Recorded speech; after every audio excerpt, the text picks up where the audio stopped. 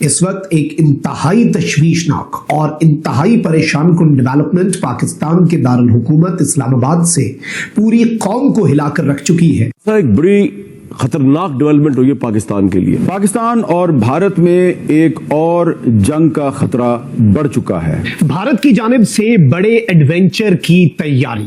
بھارت نے پاکستان کے بارڈر کے قریب موجود اپنے تمام تر ایئرپورٹس کو سویلین پروازوں کے لیے اچانک بند کر دیا ہے۔ یہ پاک فوج سیدی رسول اللہ کی فوج ہے اور ہم سارے الو کے پٹھے ہیں۔ انہوں نے 12 نیوکلیئر جو وار ہیڈز ہیں وہ بھی سب میرینز پہ لگا دی ہیں انڈینز نے، اس کو کیا کہیں گے؟ اور مڈل ایسٹ پہ بھی تھوڑا کمنٹ کیجئے گا۔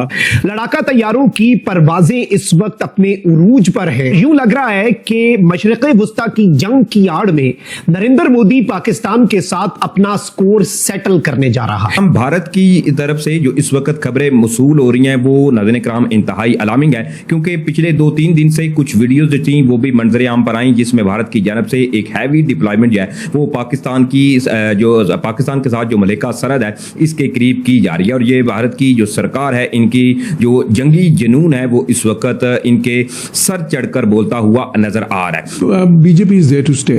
انہوں نے گراس روٹس لیول کے، اب تو آرٹیکلز باہر اس طرح کے آ رہے ہیں کہ کیا انڈیا میں ون پارٹی سسٹم آ گیا ہے؟ تو سپیک کو چلنے نہیں دے گا، روڈ اینڈ بیلٹ انیشیٹو کو چلنے نہیں دے گا، اور وہ جو چائنا اور انڈیا کے ساتھ مل کے مڈل ایسٹ کے ذریعے یورپ تک پہنچنے کا روٹ بن رہا تھا اس کو بھی اب نہیں بننے دیں گے یہ۔ تو یہ تو ایک بہت بڑی گیم گلوبل اسکیل پہ ہو رہی ہے۔ ایک بات تو ہمیں سمجھ آنی چاہیے کہ جب سے پاکستان کی یہ ڈپلومیٹک گلوبل پروفائل بہتر ہوئی ہے، انڈیا کے اندر پریشانی یہ ہے کہ یہ سستی جنگ پاکستان سے لڑیں۔ ہم لاتے ہیں ٹاک شوز اور انلمیٹڈ انٹرٹینمنٹ صرف یوٹیوب پر۔ اگر آپ نے ابھی تک ہمارا چینل سبسکرائب نہیں کیا تو ابھی سبسکرائب کریں اور بیل آئیکن کو کلک کر کے ہماری لیٹسٹ ویڈیوز کے بارے میں اپڈیٹ جانیں۔ اس وقت جو سچویشن ہے پاکستان کے اپنے بارڈر پر وہ بھی خراب کی جا رہی ہے۔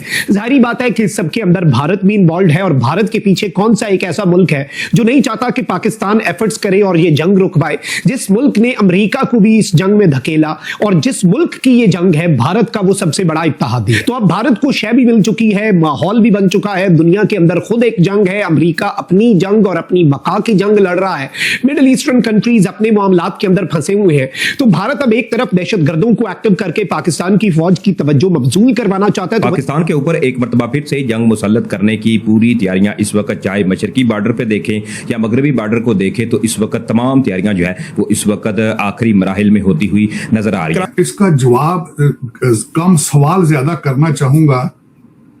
جو میں برٹش ایجنٹوں کی بات کرتا ہوں جو سی ایس ایس کر کے گورے بن جاتے ہیں اور پرتگال اور کینیڈا کی نیشنلٹیوں کے پیچھے پڑ جاتے ہیں، ان سے ریکویسٹ کرنا چاہوں گا کہ آج آپ یونائٹڈ نیشنز میں جا کے چیخیں کیوں نہیں مار رہے ہو تم کہ ہمارے پڑوس میں ہمارا پڑوسی جو ہے وہ کبھی یورینیم بیچتا ہے، کبھی ان کی ہر چیز ڈارک ویب میں لگی ہے، اس کا کمپنی کا نام رینسم ہے جو جس نے ان کو کیا ہے، اور ان کے سارے نقشے پڑے ہیں چیما صاحب سارے ویب سائٹ کے اوپر فار سیل۔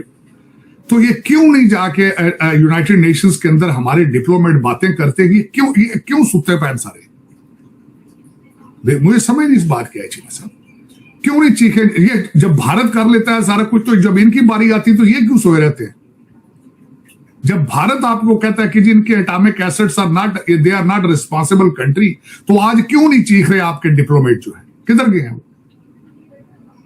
ابھی تک انہوں نے اٹامک انرجی کو ان کے سامنے کیوں نہیں آ کے ابھی تک پیش ہوئے کہ ہمارے پڑوس کے اندر ان کے اٹامک ایسٹس ان کے نقشے فار سیل پڑے؟ ریلائنس کا انہوں نے وہ کیا ہے تامل ناڈو کے اندر، انہوں نے جو رینسم کمپنی کا نام ہے، اور وہ سارا انہوں نے کر کے تو فار سیل لگا دیا اس کے اوپر ڈارک ویب کے اوپر۔ پاکستان کیوں نہیں ابھی تک سراپا احتجاج؟ یہ میرا کوشچن ہے، اور اس کا جواب بھی دوں گا کہ کیوں نہیں ابھی تک لگایا، یہ بھی جواب دوں گا۔ اس کی وجہ ہے چیما صاحب ایسے نہیں ہے بات، یہ اس طرح میں نے آپ کو کہا تھا کہ جس طرح یہ پاکستان چلاتے ہیں اس طرح پان کا کھوکھا بھی نہیں چلتا۔ میں اس کا بھی ابھی جواب دیتا جو اسی کے ساتھ دے دیتا ہوں جواب چیما صاحب۔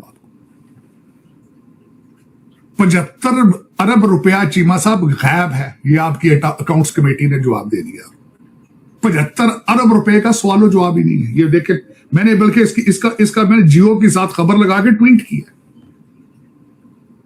ان کی پرائورٹی ہی نہیں ہے پاکستان۔ یہ جو آپ کے برٹش ایجنٹ ہے نا چیما صاحب، ये जो पुर्तगाल भाग भाग के जा रहे हैं कनाडा की सिटीजनशिपें ले रहे हैं, जिनको पता ही नहीं है कि मादरे मिल्लत माँ का, जिसका चेक लेते हैं। चीमा साहब, मैंने एक डिप्लोमेट को मैंने ये कहा था, और तू पीटीआई का एडा रिश्तेदार है, अस्तीफा दे के एम्बेसी के बाहर खलो जाना और झंडा लाया के पीटीआई का। जिस कौम का तुम चेक खाते हो उसके साथ नमक हरामी करते हो तुम। अब तो ये बातें हो रही हैं, और बाकी इस तरह लगता है 4 स्टेट्स हैं इस वक्त इंडिया में रह गई जो कि इनके पास नहीं है, बाकी सारी स्टेट्स इनके पास हैं, बीजेपी के पास। इवन दिल्ली भी इन्होंने वापस ले लिया है, वेस्ट बंगाल जो है 15 साल के बाद। तो ये अब है क्या मसला? बिल्कुल ये ठीक बात है। एक तो उनकी वो आइडियोलॉजी है कि ठीक है हिंदू राष्ट्र बनाना है, और कि अब ये जो नया एजेंडा बना है तालिबान, इंडिया, इजराइल और अमेरिका, ये, और जिसके अंदर अब इंडिया ने जिसे कहते हैं ना अपना वजन एक तरफ डाल दिया है, और वो वजन बड़ा वाजे है, और बहुत बड़ी ग्रेट गेम अब शुरू होने वाली है, जिसके साथ इंडिया और अमेरिका और इजराइल एक तरफ होंगे। तो ये तो बहुत बड़ी अलाइनमेंट एक होने जा रही है, और सबसे बड़ी जो चेंज आ रहा है वो इंडिया की जो फॉरेन पॉलिसी के अंदर अब आएगा। इसीलिए इंडिया कुछ अरसे के लिए चुप था, फैसले कर रहा था कहाँ जाना है, कहाँ नहीं जाना, किधर रहना है, किधर नहीं रहना। तो जब आप ये कह रही हैं कि दोनों फ्रंट्स की बात कर रही हैं, ये बिल्कुल ऑन द कार्ड्स है ये। और इसका जो एम है वो है कि पाकिस्तान को भी कमजोर करना और चाइना को रूट्स से महरूम करना, सिपेक को भी नहीं चलने देना, और दूसरे रूट्स भी जो बना रहे हैं उनको नहीं चलने देना। काइनेटिक जंग तो पिछले साल उन्होंने हमारे साथ देखा कि हमने उनका क्या हशर किया। तो अब वो समझते हैं कि नॉन स्टेट एक्टर्स को लॉन्च किया जाए। अफगानिस्तान के अंदर उनको अनप्रेसिडेंटेड स्पेस मिली हुई है, तो वो समझ रहे हैं कि पाकिस्तान को जो इंगेज किया जा सकता है वो इन प्रॉक्सीज के जरिए किया जा सकता है। और आपको पता है कि तालिबान, जैसे आपने को कमांडर कॉन्फ्रेंस का भी जिक्र किया, तालिबान एक मास्टर प्रॉक्सी है, और जो टीडीपी और ये बीएलए एंड सारे ये जो प्रॉक्सीज वहां पे बैठी हुई हैं, इनको सपोर्ट मिल रही है। ये पाकिस्तान की जो ग्लोबल प्रोफाइल है इसको कॉम्प्रोमाइज करने की एक कोशिश है कि क्योंकि अब हर इंटरनेशनल मीडिया पाकिस्तान के ऊपर डिस्कशन करता है। तो मैं समझता हूं कि एक तो ये इसका ये एंगल है, दूसरा इसका ये भी एंगल है जिसको मेरा ख्याल है वेस्टर्न वर्ल्ड को बड़ा केयरफुली देखना चाहिए और इसके ऊपर एक्शन भी लेना चाहिए। कि देखिए अब ये बीएलए वगैरह को ऑस्ट्रेलिया और अमेरिका ने भी दहशतगर्द जमातें करार दिया हुआ है। अब इनके खिलाफ जो एक्शंस हैं वो ट्रांसनेशनल नेचर के लेने चाहिए कि ऐसे लोग, और पाकिस्तान को भी मेरा ख्याल है ऐसी जो एविडेंसेस हैं वो इंटरनेशनल कम्युनिटी के सामने रखनी चाहिए कि जो लोग इसके पीछे हैं वो भले उनको हम FATF में लेके जाएं जिसमें इंडिया भी वो है, अफगानिस्तान है, इनको फाइनेंशियल एक्शन टास्क फोर्स में लेके जाया जाए जहां पे आपने देखा एंटी मनी लॉन्ड्रिंग लॉज और टेरर फाइनेंसिंग में लोग इन्वॉल्व हैं।